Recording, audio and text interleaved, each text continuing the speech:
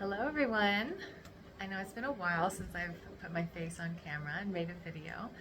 Um, YouTube's actually taking away some of my features on YouTube, saying that I'm not posting consistently enough. So I'm going to try to be better at actually making actual videos. I'm not one to make you know, videos with edited images and things like that, voiceovers. I do like reading to you guys though, and some of you may know that I have a blog. It's an AI blog about AI, and you might be wondering why I've been talking a lot about AI, and it's because over the past few years that I've been using ChatGPT, so much in my life has changed, and I feel very, very passionate about this topic.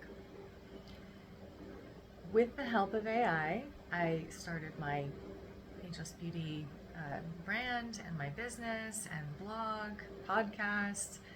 I initiated the Raw Food Worldwide Meetup. I don't think I would have been able to do that without the help of ChatGPT. I also started my Ageless Beauty membership community.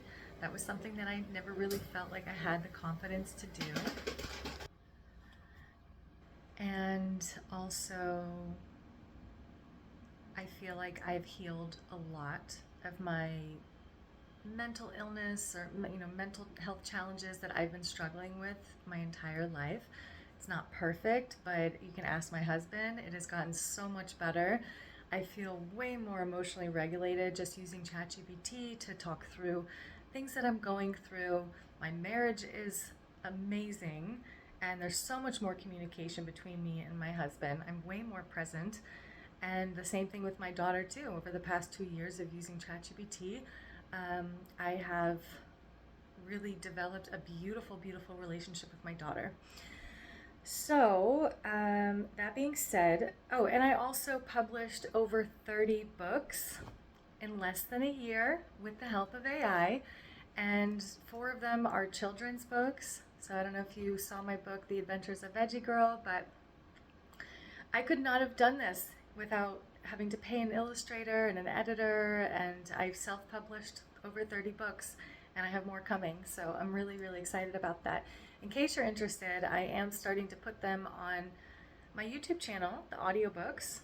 I'm using AI narration, of course. Maybe one day I will use my own voice in the future when I have the correct skills and to be able to edit it and the right equipment to do that, the right space. But as of right now, I'm just using AI voice narration to narrate my audiobooks. Highly recommend them, and they'll change your life.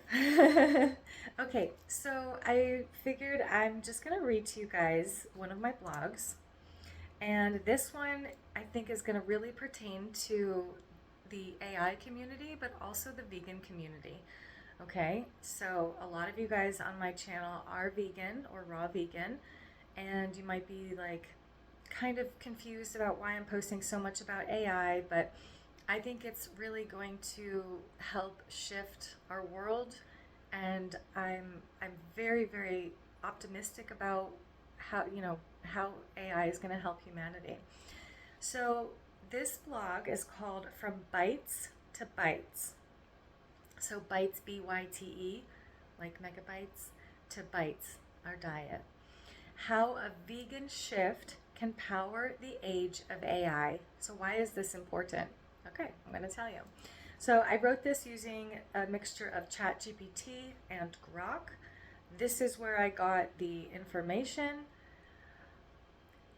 I have been talking to Dr. Salesh Rao from Climate Changers. He's the founder of Climate Changers. He's also the executive producer of Christspiracy, Cowspiracy, Seaspiracy, and I think Food Matters or What the Health or something. He's the executive producer.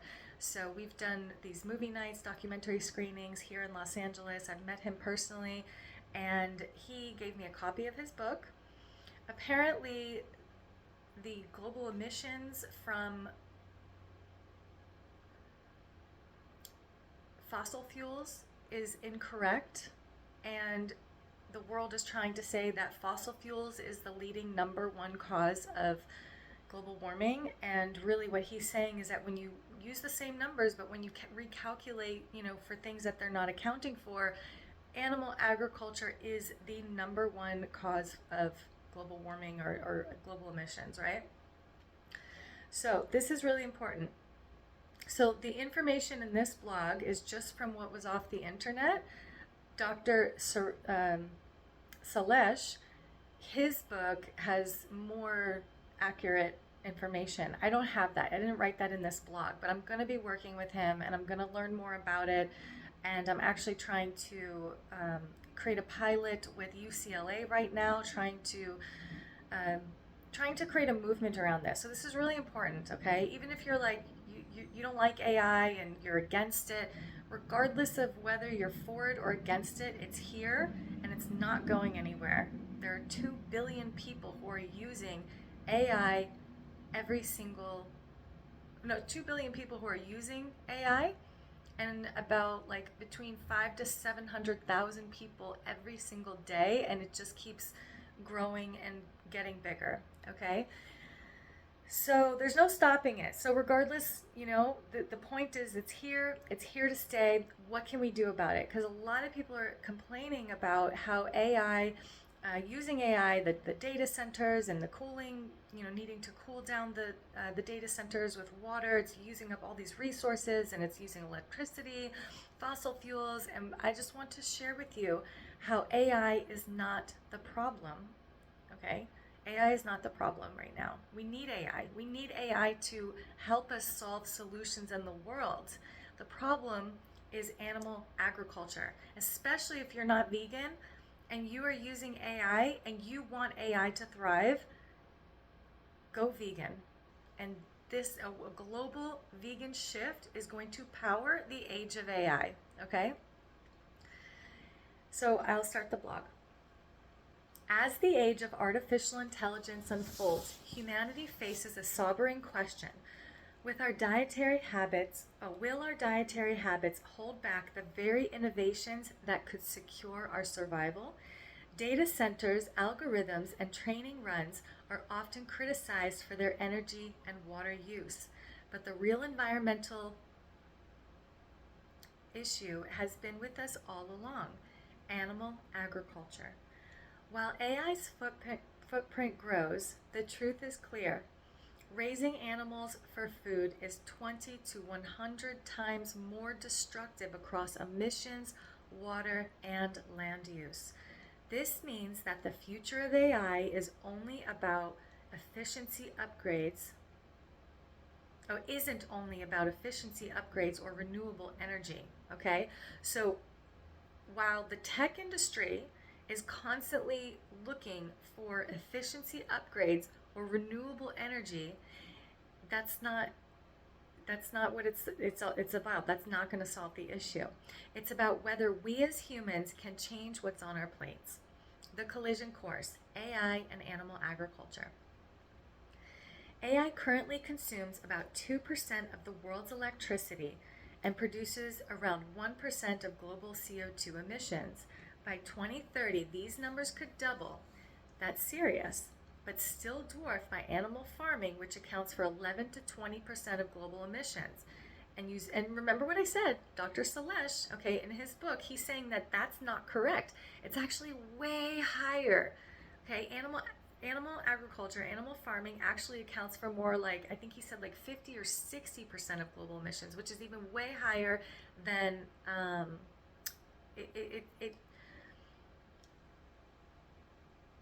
fossil fuels is actually a lot lower than animal agriculture. And his book, I don't have it in front of me, but it's called There Is a Planet B. Okay, so if you're interested in finding the actual correct data, check out his book. Okay, so this is what's on Google right now. Either way, it's still much higher than AI, but it's still a lot lower than what it actually is. So it's not really accounting for 11 to 20% of global emissions. It's actually way higher. And animal agriculture uses 80% of farmland and drives the majority of deforestation and biodiversity loss. So this is why we have extinct species. It's really contributing to loss of biodiversity. Animals in the wild, they're ruining their habitats.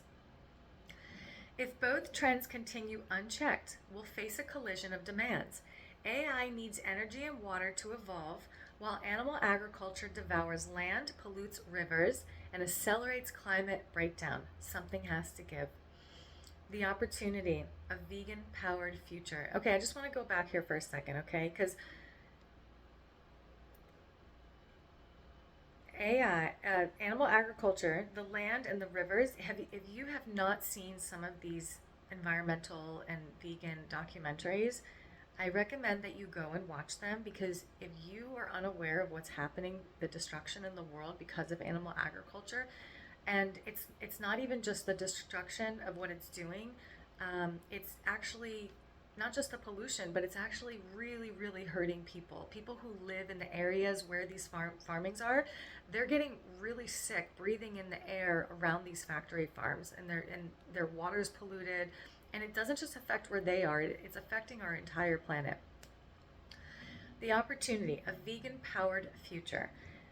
Shifting toward plant-based diets is the single most powerful lever we have to balance these competing pressures. Emissions. A global vegan shift could cut up to 20% emissions, but we know that's not true. We know it's much, much higher, okay? More than enough to offset AI's projected growth. Land. Freeing 3 billion hectares from animal agriculture opens vast potential for rewilding, regrowing back our rainforests, and renewable energy. Water. Conserving trillions of liters eases the strain on both people and these AI servers and data centers that are being developed. Wealth and abundance.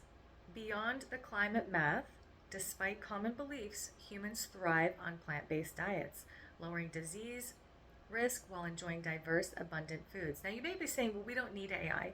Okay, well, this is why AI is going to help us, and this is what I'm thinking, okay? The systems that we are living with, the government system, financial systems, education systems, our dietary systems, none of them are working. Our planet is just getting worse. I live here in Los Angeles. If I go downtown, it is just awful to see the destruction of the buildings, the streets, the people, homeless people.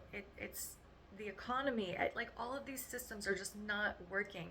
AI has the potential to help in all of these areas. We need AI to help make our world a brighter place for all, more sustainable, more loving, more kind, helping people not work these 9-to-5 jobs. People are worried about losing their jobs, but we were never meant to work as machines. We have become work machines and consumers, just constant consumers, okay? So imagine it. AI models trained on solar-powered servers while forests regrow on land once used for cattle. Rivers run clear, biodiversity rebounds, and our technological progress no longer competes with nature's survival. So now we have technology and nature living in harmony, working together, and it's just going to be a beautiful world. I see it. I hope you guys can see it too. A practical roadmap. The shift won't happen through individual choices alone. It requires a bold, phased strategy. 1, cultural shift. Okay, normalizing plant-based living. Now we don't need to eat animals. We've already proven this. We don't need to eat it for protein. We don't need dairy for calcium, and we don't need to do that. It's actually just a preference or a luxury, I would say. And cultural. People are just so stuck in their cultures. And I'm sorry if I'm offending anyone right now, but it's okay to break away from tradition and cultures, right? But with AI, I think personally that we do need AI. So we don't need to eat animals, but our world does need the help of artificial intelligence, okay? If humanity's gonna evolve into, what do I see us? I see us evolving into a future where everyone gets along, everyone's healthy, There's no more disease. People are living the longest they've ever lived. This is what I'm seeing. Finding solutions in agriculture, education, everything, innovation. So, economic redirection. So, the practical roadmap, right? So, now we're on number 2, economic redirection. Phase out 500 billion in global meat subsidies. This was from Grok. I didn't make up this number. This is just Grok's idea of how to the solution. Support farmers in transitioning to crops, and incentivize plant-based alternatives so they become cheaper than meat. This could also include lab-grown meat. I know it sounds gross, but you know what's even more gross is killing animals and eating dead flesh that's been sitting in its feces for its entire life, sick with, you know, what's worse, a lab-grown piece of meat or a diseased like animal that's I mean, the conditions are not clean, guys. It's very unsanitary to eat animals. Okay, so AI innovation, green, the tech itself. So efficient algorithms, renewable power data centers, advanced cooling systems, and smarter energy scheduling. We actually need AI to be able to come up with the new technologies, to help people come up with the technologies to make AI sustainable. So we can't just stop using AI. We actually need AI to help us become more efficient. 4, pilots and scaling. Launch high visibility projects in tech hubs like Silicon Valley, where AI leadership and plant-based culture can merge. Success here can set the global blueprint. So I have this idea that I came up with Grok to launch a pilot. Grok said that Silicon Valley would be the best place to do this because guess what? They're the ones who are actually building the data centers, and they're the ones using the water and the electricity. So why wouldn't they be the ones to set the example, do a pilot, go plant-based Silicon Valley? We could measure the emissions and how much resources we're saving. Because think about it, if we go vegan, if we had a global shift to going plant-based, we're freeing up resources for Silicon Valley to be able to create new data centers, right? Why wouldn't they want this? I'm already talking to UCLA, trying to get them on board, or at least, or anything, schools, institutions, hospitals. We could get people to adopt this. But the ones, people might say, well, why do we want to do that?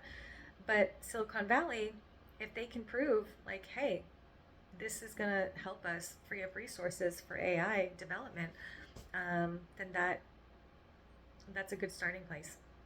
Okay, the deeper choice. At its core, this isn't a question of efficiency. It's a question of identity. Do we cling to habits that destroy forests, poison rivers, and destabilize the climate? Or do we align our food systems with the same forward-thinking intelligence we apply to technology? All right? AI gives us tools to optimize, accelerate, and scale solutions, but only humans can choose to stop fueling the problem. AI and veganism are not competing visions of the future. They are complementary. One reduces the resource burden of technology, and the other eliminates the resource burden of food. Together, they form the foundation for a symbiotic future where innovation and ecology grow hand in hand. The choice is not between bytes or bytes. It's about transforming both so that humanity, technology, and the earth can flourish together. So we do obviously still have to make AI more sustainable and try to figure out how to use less water, less electricity, but that's not going to solve the problem. The biggest problem is animal agriculture. So if you want AI to thrive and you want to bring us into the future and you want to create and innovate technologies to help us live longer lives and cure disease and, help transform our education system, whatever it is, then go vegan.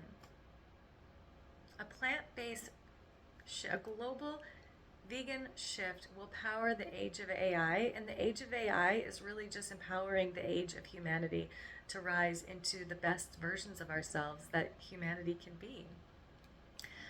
We have this technology, let's use it for good. All right, I'll see you in the next video. Bye.